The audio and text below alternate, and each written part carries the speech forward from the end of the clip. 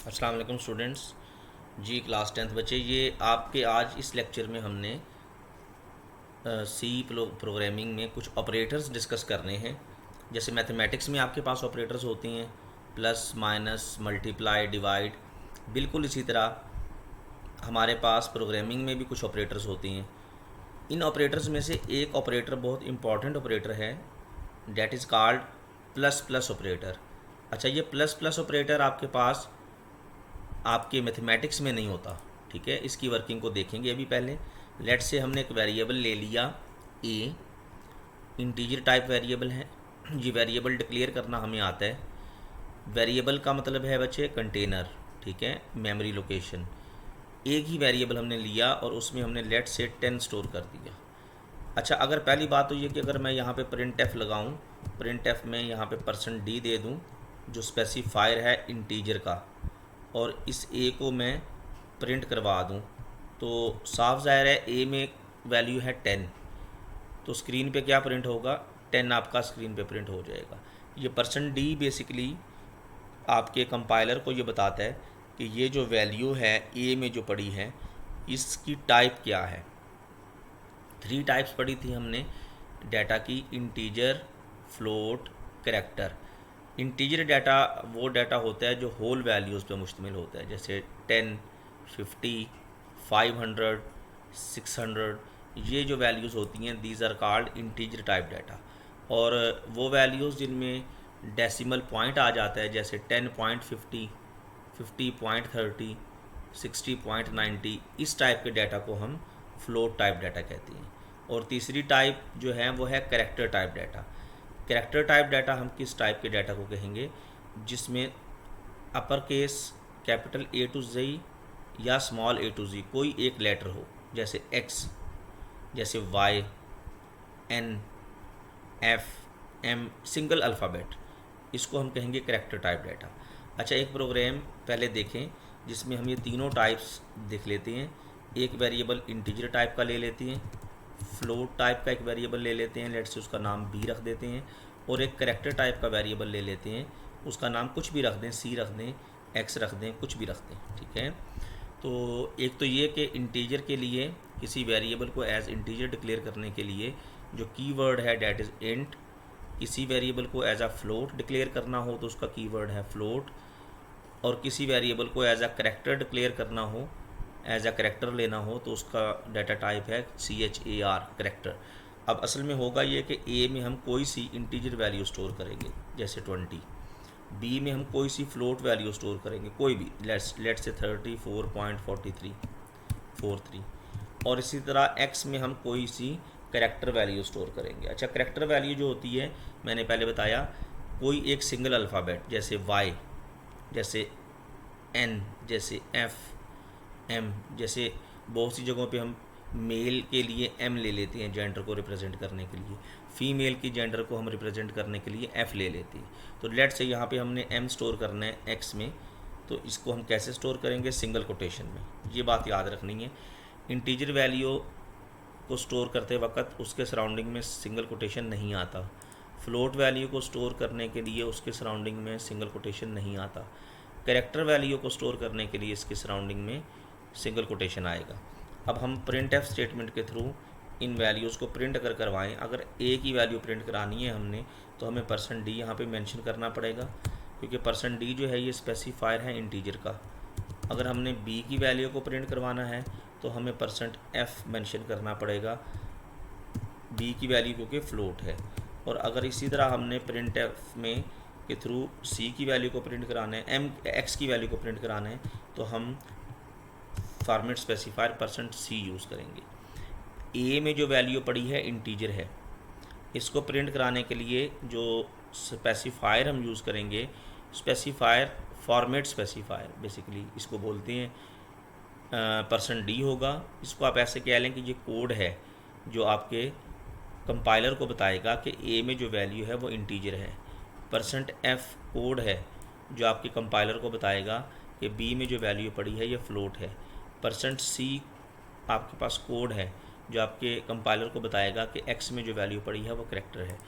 अच्छा, अगर इसी तरह हम \n भी दे देते हैं साथ, ये भी हमें पता है नेक्स्ट लाइन पे जाने के लिए हमारे पास कोड है, ठीक है, ताकि हर आउटपुट नेक्स्ट लाइन पे प्रिंट हो। बैकस्लैशन, ये स्टार्ट में हम बैकस्लैशन लिखेंगे। अब इस प्रोग्राम को अगर हम रन करें, रन करने के बारे में भी हम जानते हैं कैसे रन करते होते हैं जी। एग्जीक्यूट पे जाते हैं, कंपाइल एंड रन पे क्लिक करते हैं।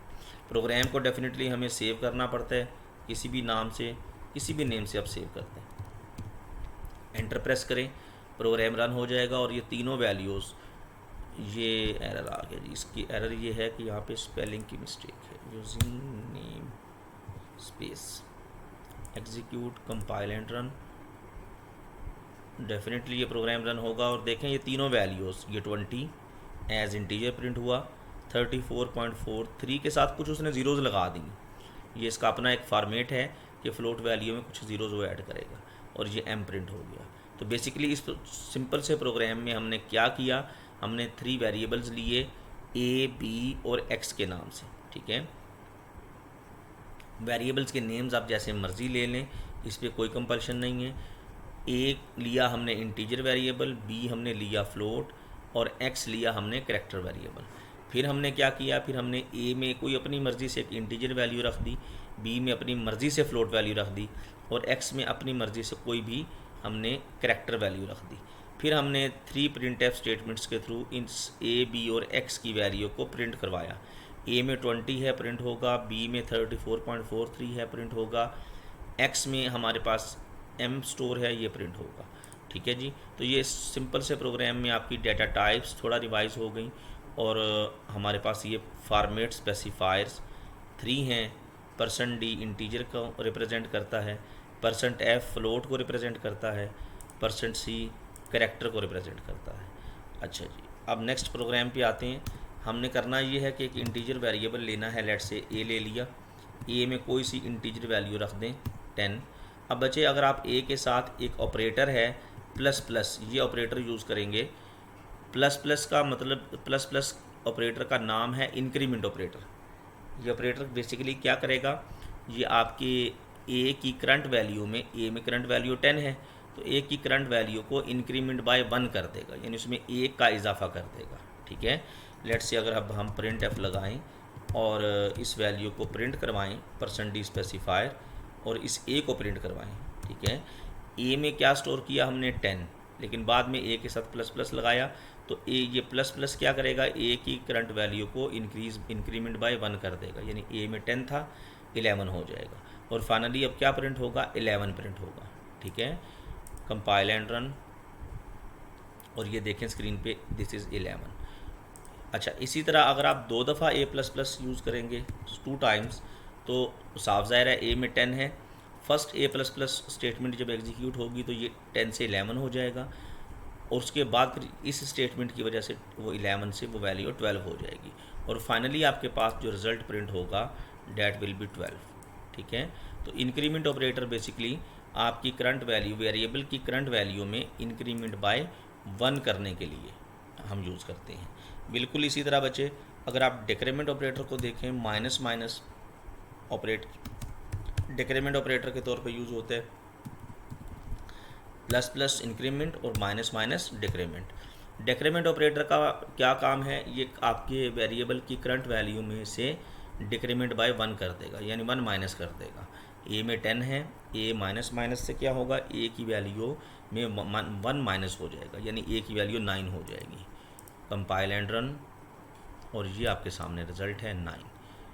जिस तरह 2 दफ़ा हमने इंक्रीमेंट ऑपरेटर यूज़ किया, 2 टाइम्स या मोर देन 2 टाइम्स भी आप डिक्रीमेंट ऑपरेटर को यूज़ कर सकते हैं। ईच एंड एवरी टाइम जब डिक्रीमेंट ऑपरेटर एग्जीक्यूट होगा तो आपकी करंट वैल्यू में से डिक्रीमेंट बाय 1 हो जाएगा, ठीक है। एग्जीक्यूट करें इसको अगर आप कंपाइल एंड रन, तो देखें ए में बेसिकली 10 स्टोर था, फर्स्ट ए माइनस माइनस से 9 हो गया, फिर सेकंड ए माइनस माइनस से ये 8 हो गया, 8 आपके पास स्क्रीन पे प्रिंट हो गया। लें जनाब, ये तो हमारे पास 2 ऑपरेटर्स हैं, इंक्रीमेंट और डिक्रीमेंट ऑपरेटर। अच्छा, इसी तरह अब कुछ मैथमेटिक्स के ऑपरेटर्स हैं, उनका आपको आइडिया होगा वैसे, लेकिन एक दफ़ा थोड़ा मैं एक्सप्लेन कर देता हूँ। सपोज डैट हमारे पास ए में 10 है और बी में 5 है। अच्छा, प्लस माइनस मल्टीप्लाई डिवाइड, ये ऑपरेशन तो आपको पता है। एक ऑपरेशन है मॉडुलस ऑपरेशन। मैं यहाँ पे डिवीजन को और मॉडुलस को एक्सप्लेन करूँगा क्योंकि इनमें डिफरेंस करना ज़रूरी है। डिवीजन जो होती है ना बच्चे, डिवीजन, लेट से डिवीजन के रिज़ल्ट को स्टोर करने के लिए मैंने डी ले लिया। अगर मैं ए को बी से डिवाइड करूँ, ए डिवाइड बाई बी, तो क्या होगा। और मॉडुलस के लिए मैंने एम ले लिया, मॉडुलस के रिज़ल्ट को स्टोर करने के लिए ए मॉड बी। ये दो ऑपरेशंस हैं जो हमने डिस्कस करने हैं। डिवाइड के केस में ए में 10 है, बी में 5 है। जब 10 को हम 5 से डिवाइड करेंगे, 5 2 ज़ार 10, तो हमारे पास कोशेंट 2 आएगा और रिमाइंडर 0 आएगा।